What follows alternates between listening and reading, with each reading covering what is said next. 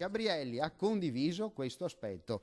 Tutto risolto dunque con il prefetto Gabrielli dopo il botta e risposta tra Venezia e Roma sui risarcimenti per la tragedia di Refrontolo dello scorso 2 agosto.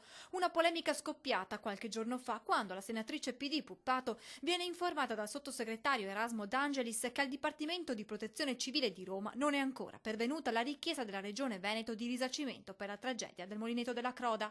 Tra PD e Regione inizia uno scambio di accuse e difese. Ora il dirigente regionale Roberto Tonellato tenta di chiudere la vicenda, spiegando che dopo un ragionamento tecnico è emerso che la tragedia di Refrontolo, seppur con la sua tragicità, con le sue 4 vittime, non aveva i requisiti previsti nel punto C dell'articolo 2. Ci sono dei parametri che insomma portano a considerare che possa essere considerata un'emergenza importante per purtroppo il dispendio di vittime che ha generato, ma che abbia difficilmente i requisiti di un'emergenza, diciamo, che deve essere affrontata particolarmente con interventi di natura straordinaria.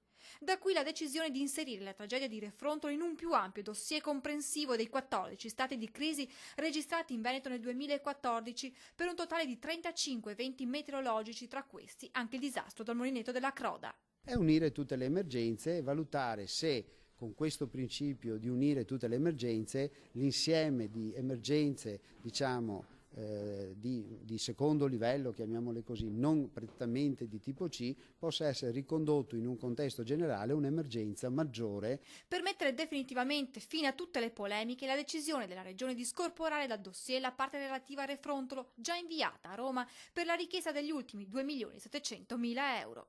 Non ci sono tematiche di ritardo perché, ripeto, il concetto dei 180 giorni è riferito alla durata dello stato di emergenza. Non esiste giuridicamente un termine entro il quale bisogna produrre questa tipologia di documenti.